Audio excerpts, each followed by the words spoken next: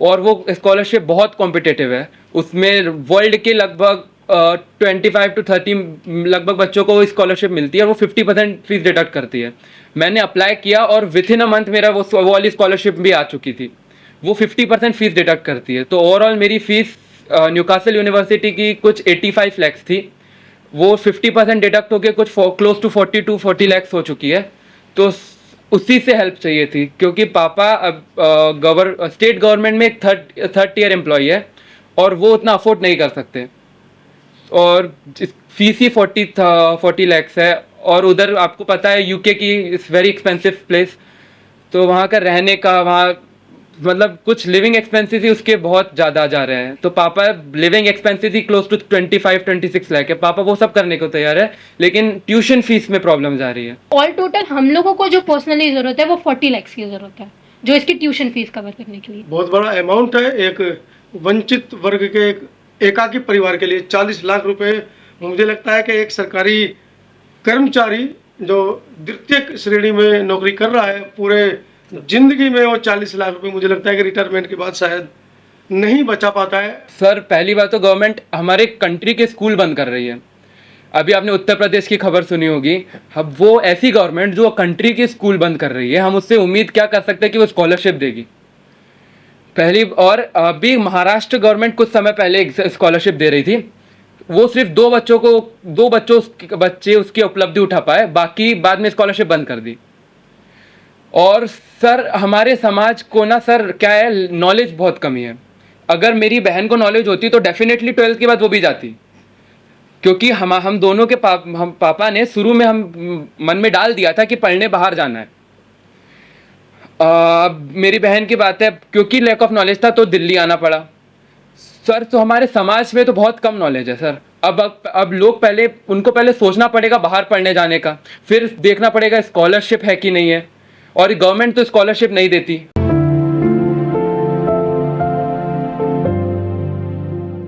आज से 110 वर्ष पूर्व डॉक्टर अंबेडकर को विदेश पढ़ने भेजा जाता है क्योंकि वो आर्थिक तंगी से जूझ रहे थे।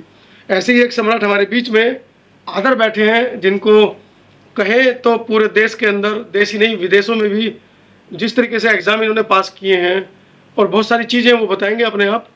और उनका सिलेक्शन हुआ है यूके के, पीछे आप बैनर पर देख रहे हैं, न्यूकैसल विश्वविद्यालय के अंदर। बड़े गौरव का समय है दलित समाज के लिए, वंचित समाज के लिए। चर्चा को शुरू करेंगे, भूमिका मैंने बनाई है। आदर अपेक्षा के छोटे भाई हैं, अपेक्षा रंगारे को आप लगातार दिल्ली के अंदर दलित मुद्दों पर मुखर होकर अपनी आवाज़ बताते हुए, अपनी आवाज़ में वो किस तरीके से वक्तव्य रखती हैं उसको देखते हैं, जानते हैं। जयप्रकाश रंगारे, उनके फादर हमारे साथ में हैं। ये पूरा परिवार हमारे बीच में आज दिल्ली में है और सीधा चर्चा करते हैं। आदर पहले अपने बारे में थोड़ा बताएं। जय भीम, नमो बुद्धाय सभी को। मेरा नाम आदर रंगारे है और मैं मध्य प्रदेश का एक जिला है बालाघाट करके, वहाँ पे एक छोटा सा गाँव है हट्टा, वहाँ से हम आते हैं। देखा जाए तो मेरे पापा जो है वही मेरे मतलब सबको मार्गदाता है, क्योंकि शुरू से ही किसी का दिमाग ना शुरू से अम्बेडकरवादी नहीं होता है। जो करते हैं वो भाषण सुन के, मम्मी पापा जो दिखाते हैं उससे ही बनता है। तो सबसे पहली बात तो मैं अपने पापा को धन्यवाद बोलना चाहूँगा, और क्योंकि मेरी दिमाग को ऐसा बनाने के लिए कि मैं समाज के बारे में पहले सोचता हूँ। यही कारण है कि मेरी बहन भी अब स्पीचेस देती है समाज को जागरूक करने के लिए। और इसी के कारण मैं भी बाहर पढ़ने जा रहा हूँ, क्योंकि मैंने सब सारे लोगों के, जैसे कि रतनलाल सर जी के, लक्ष्मण यादव सर के, हम शुरू से उनकी स्पीचेस देख के बड़े हुए हैं। शंभू सर की न्यूज़ से सुन के बड़े हुए हैं, आप सब लोगों की न्यूज़ सुन के बड़े हुए हैं। तो मेरे पापा के दिमाग में जब अंबेडकर जी को पापा ने पढ़े थे तो उनके दिमाग में यही था कि मेरे को अपने बच्चों को भेजना है तो बाहर पढ़ने भेजना है। क्योंकि डॉक्टर बी आर अम्बेडकर, जिनको सिंबल ऑफ नॉलेज बोला जाता है, उनने बोले थे कि शिक्षा बाहर की जो शिक्षा है उसका लेवल कहीं नहीं मिल सकता आपको। आप यहाँ पढ़िए वो अच्छी बात है, लेकिन बाहर की शिक्षा आप उसका स्तर अलग होता है। इसीलिए यही कारण था कि जिसके कारण डॉक्टर बी आर अम्बेडकर बाहर पढ़ने गए थे। और यही चीज़ मेरे पापा के दिमाग में थी। इसी कारण की वजह से धीरे धीरे पापा ने हमारे दिमाग में भी डाले कि हमको ही बाहर पढ़ना है।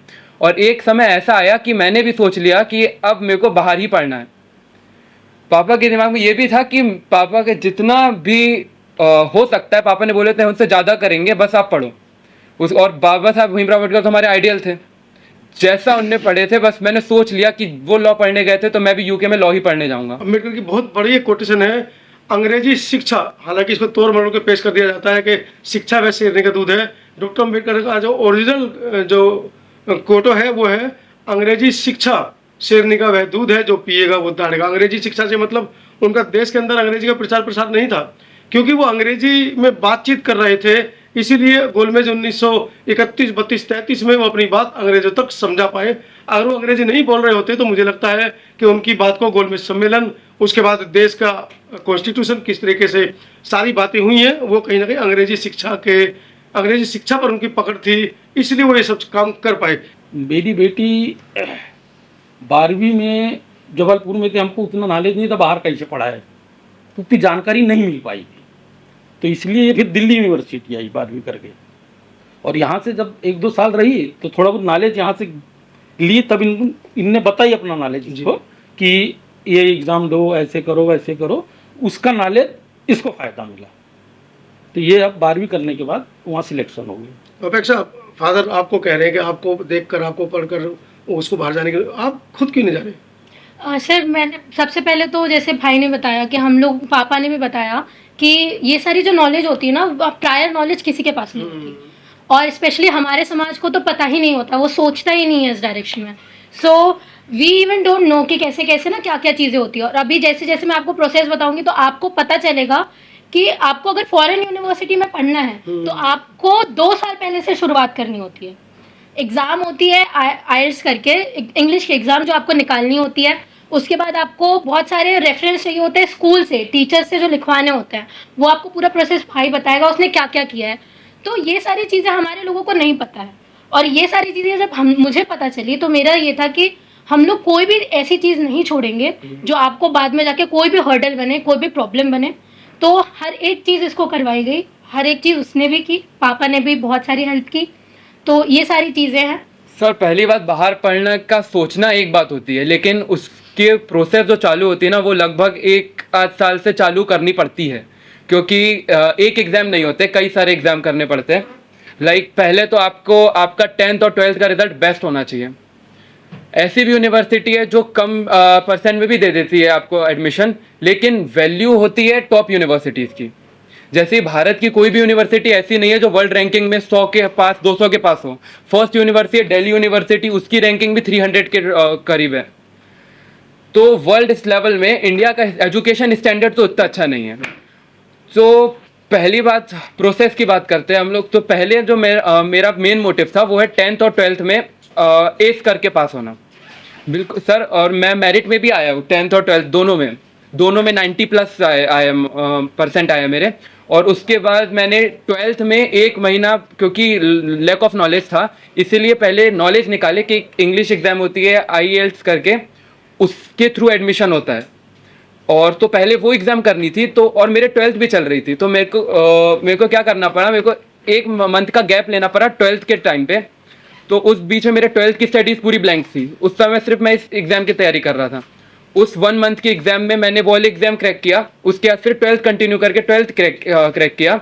और उसके बाद कुछ लेटर्स लगते हैं, जैसे कि रिकमेंडेशन लेटर रखते हैं और पर्सनल स्टेटमेंट लगता है। तो रिकमेंडेशन लेटर के लिए आपको टीचर की हेल्प चाहिए रहती है।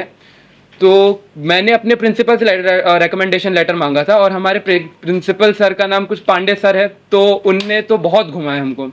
पापा को 2 बार, कई बार हमको प्रिंसिपल ऑफिस जाना पड़ा। लेकिन मेरा बैकग्राउंड अच्छा हो, एजुकेशन बैकग्राउंड होना अच्छा होने के बाद भी उन्होंने हमको बहुत घुमाए थे। मैं कई बार उनसे रिक्वेस्ट किया कि सर मेरे को जाना है यूनिवर्सिटीज़ के, मैंने एडमिशन के लिए अप्लाई करना चाहता हूँ, आप रिकमेंडेशन लेटर दे दीजिए। लेकिन उन कई समय के बाद हम लोग को कोई टीचर ने हेल्प की, उसके बाद हुआ वो वाला काम।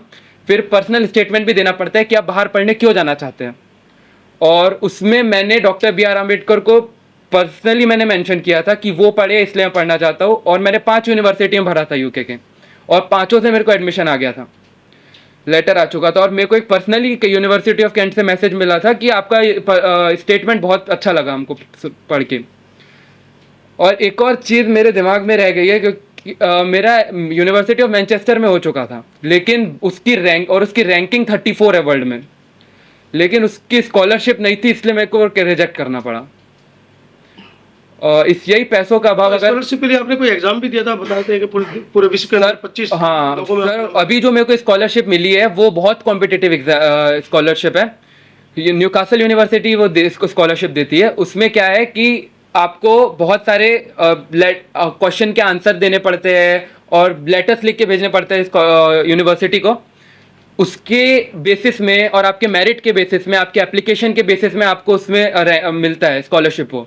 कि एक सम्राट ने डॉक्टर अंबेडकर को आज से लगभग 110 साल पहले अमेरिका भेजा, और डॉक्टर अंबेडकर के पैदा किए हुए लाखों सम्राट क्या एक बच्चे को यूनाइटेड किंगडम भेज पाएंगे? ये बड़ी चुनौती है।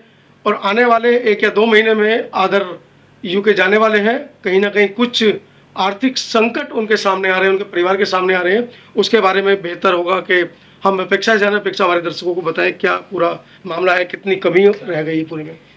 एक्चुअली सर, जैसा कि मेरे ब्रदर ने पहले बता दिया था कि लिविंग एक्सपेंस जो होता है यूके का, एज यू ऑल नो, कि वो बहुत ज़्यादा हाई लेवल है। एंड डे बाय डे जो इंडियन रुपीज़ है उसकी जो अमाउंट है वो गिरता जा रहा है, और पाउंड्स की वैल्यू जो है वो बढ़ती जा रही है। तो उसकी वजह से जो फ्लक्चुएशन है हमारे फीस में वो ज़्यादा से ज़्यादा आता जा रहा है। कुछ टाइम पहले जो फीस 42 तक हम लोगों को देनी थी वो अब बढ़ के 45 हो चुकी है। सो अब हम लोग तो इतना तो हम लोग जानते हैं कि हमारे जो लोग हैं वो इतना तो अफोर्ड नहीं कर सकते, नहीं दे सकते। तो फादर सेड इट्स ओके, हम 40 तक का बात करते हैं, हो सकता है अगर कोशिश करते हैं तो आपको ये सारी जो प्रॉब्लम्स हम लोगों को आ रही थी वो इसलिए वजह से आ रही थी कि हमारी करेंसी इतनी कमजोर है, डे बाय डे उसका लैक होता जा रहा है। दूसरी बात, जो लिविंग एक्सपेंस है वही ऑलमोस्ट 30 के आसपास, 30 लाख के आसपास आता जा रहा है। तो स्टेट गवर्नमेंट के एम्प्लॉय को अगर वो सारी चीज़ें फुलफिल करनी है तो वो ऑब्वियस सी बात है कि वो कोई प्रॉपर्टी नहीं बनाएगा अपने लिए, वो अपने लिए कोई पर्सनल एक्सपेंस की चीज़ें नहीं खरीदेगा, वो बच्चों की पढ़ाई के लिए बचाएगा। वैसे ही मेरे फादर ने किया, उन्होंने बचाया, और जो बची हुई चीज़ें हैं, जो बचा हुआ अमाउंट है वो अब वो भाई के एक्सपेंस में लगा रहे हैं। अपने बच्चे को पढ़ाना चाह रहे हैं, लेकिन वहीं दूसरी तरफ लोग कह रहे हैं कि आप तो क्रीमी लेयर में आ गए हैं। इस तरह की भी आवाज़ हो रही है, लेकिन उसके बावजूद आप बच्चे की फीस नहीं इकट्ठा कर पा रहे हैं। तो क्या कहना चाहेंगे, क्या डिमांड करना चाह रहे हैं? रहने वगैरह की फीस है और ऐसे 30-35 लाख आ रही है। जैसे अभी वीज़ा के लिए भी 4 लाख लग रहे हैं, ये मैं अफोर्ड कर लूँगा। जी जी। जो अभी तक बचाया ये किया, कोई प्रॉपर्टी नहीं खरीदा हूँ, वो मैं इनकी शिक्षा में डाल दूँगा। लेकिन जो फीस है 40 लाख, वो उसके लिए प्रॉब्लम जा रही है। स्टेट गवर्नमेंट स्कॉलरशिप देती हैं, जो सेंट्रल गवर्नमेंट स्कॉलरशिप देती है, उनका क्राइटेरिया ये होता है कि आपका जो एनुअल इनकम होनी चाहिए वो 5 लाख होनी चाहिए। और हम लोगों की, जैसे फादर ने हमें बताया, वीज़ा का ही जो फीस है वो 4 लाख लग रहा है करीब। तो जिनकी 1 साल की, तो जो ऑल टोटल मतलब वो जितना अपना पढ़ाई करेगा उसकी, तो जो क्रिमिनल वाले, जो 5 लाख के नीचे वाले लोग हैं वो तो कभी सोच ही नहीं सकते। और जो गवर्नमेंट है, गवर्नमेंट की पॉलिसीज ये हैं कि क्रिमिनल वो हो जाते हैं जो 5 लाख से ऊपर है, अप्रोक्सीमेट 8 लाख जिनकी इनकम है। तो हमारी 7 लाख के पास पापा की एनुअल इनकम बनती है कट पिट के। इतना होने के बाद हम लोगों को इतनी सारी प्रॉब्लम्स आ रही है, तो वी वर थिंकिंग कि हमारे लोगों को कितनी प्रॉब्लम्स आती होंगी जो ये सब अफोर्ड नहीं कर सकते। मतलब एट लास्ट यही है कि सरकार आपको दे रही है, मतलब आपके पास अगर दांत है तो आपको आप चने नहीं चबा सकते, है ना। आपके पास दांत नहीं है तो वो आपको चने ला के दे रही है कि आप खा लीजिए। तो इट्स लाइक दैट स्कॉलरशिप, तो वो प्रैक्टिकली पॉसिबल ही नहीं था। सर लोन की सुविधा है सर, लेकिन मैंने पूछा था सर, लेकिन मेरे को अभी सिर्फ LLB नहीं करना है। अभी मैं LLB करने के लिए लॉ के लिए जा रहा हूँ। LLB के पास बहुत सारी एग्जाम्स है सर, जैसे कि LLM करना है मेरे को, उसके बाद बार एग्जाम की एग्जाम देनी है। और सर एक बात है मेरे मन में सर, हमारे समाज के लोग सिर्फ और सिर्फ सुप्रीम कोर्ट तक सोचते हैं। हमारे समाज अभी एक इंटरनेशनल कोर्ट भी है और वहाँ पर भी हमारे समाजों को रिप्रेजेंटेशन नहीं है। मैं वहाँ जाने की सोच रहा हूँ। तो सर सिर्फ LLB करने से नहीं होगा। अगर मैंने अभी लोन ले भी लिया तो सर इंटरेस्ट वो सब कर करके मैं अपने पढ़ाई में फोकस नहीं कर पाऊंगा। मेरे को अपने समाज को रिप्रेजेंटेशन करवाना है इंटरनेशनल कोर्ट में। चलिए, बहरहाल एक बड़ी चुनौती है। 40-45 लाख रुपए की जो कह सकते हैं कि अटकलें लगाई जा रही हैं कि इतना पैसा होगा तो हमारा आदर विदेश पहुंच पाएगा, इसी मुद्दे को लेकर आज हम आपके सामने रूबरू हुए थे। नीचे आदर का पेरेंट्स, आदर के पेरेंट्स का नीचे अकाउंट नंबर स्क्रॉल में चल रहा है, साथ में बारकोड भी है। आपसे जितना ज़्यादा से ज़्यादा हो सकता है यथासंभव एक आर्थिक सहयोग करें। और हमने पीछे लिखा भी है, समस्या है तो समाधान है, आओ आर्थिक सहयोग करें। इससे पूर्व भी हम लोगों ने कई बार अपने बच्चों के लिए आवाज़ें उठाई हैं और 25-30 लाख रुपए इकट्ठे कर कर हम लोग अपने बहुत सारे बच्चों को, जो होनहार बच्चे हैं, उनको विदेशों में शिक्षा ग्रहण अभी भी वर्तमान में वो बच्चे पढ़ रहे हैं। आदर के बारे में भी आपको मुझे लगता है कि पॉजिटिव होकर सोचना चाहिए। और ज़्यादा बड़ी रकम भी नहीं है। अगर हमारे समाज को 40 करोड़ की संख्या दी जाती है कि वंचित समाज की संख्या 40 करोड़ है और आप 50 पैसे भी डालेंगे तो बच्चे की फीस पूरी हो जाएगी। लेकिन फिर भी कोशिश कीजिएगा जितनी ज़्यादा से ज़्यादा सहयोग कर पाएँ, आदर के लिए करें।